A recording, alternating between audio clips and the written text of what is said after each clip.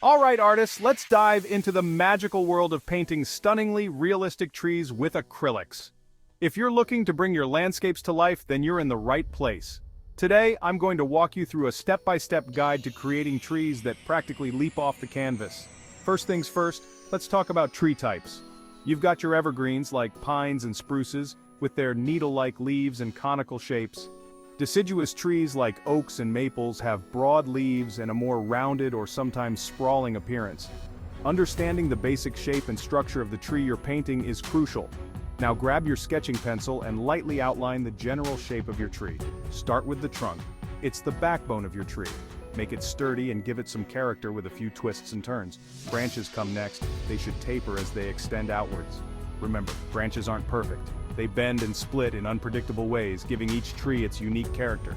Okay, time to bring out the acrylics. Start with a base coat for your tree. A mix of burnt umber and a touch of green works great for the trunk. Use a flat brush and don't worry about being too precise. This is just the foundation. Now let's add some depth and dimension. Use a darker shade along one side of the trunk and branches to mimic shadows. This helps your tree look three-dimensional. For highlights, mix a bit of white or yellow into your base color and apply it to the areas where the light hits. Imagine the sun shining down and think about where it would naturally illuminate the tree.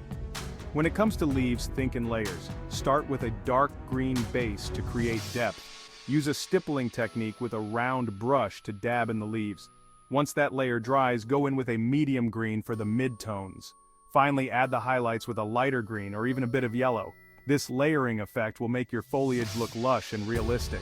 Don't forget about the background. A well-thought-out background can make your tree pop. Use lighter colors behind the tree to create contrast. You can add some distant trees or a gradient sky to give your painting more depth. To really make your tree stand out, pay attention to the little details. Add texture to the bark using a dry brush technique. Sprinkle in some fallen leaves around the base of your tree for a touch of realism. And don't be afraid to add some imperfections. A broken branch or a knot in the trunk can make your tree look more lifelike. Take a step back and look at your painting. It's easy to get lost in the details, so give yourself a moment to appreciate the bigger picture. Adjust any areas that need a bit more work and then let it dry.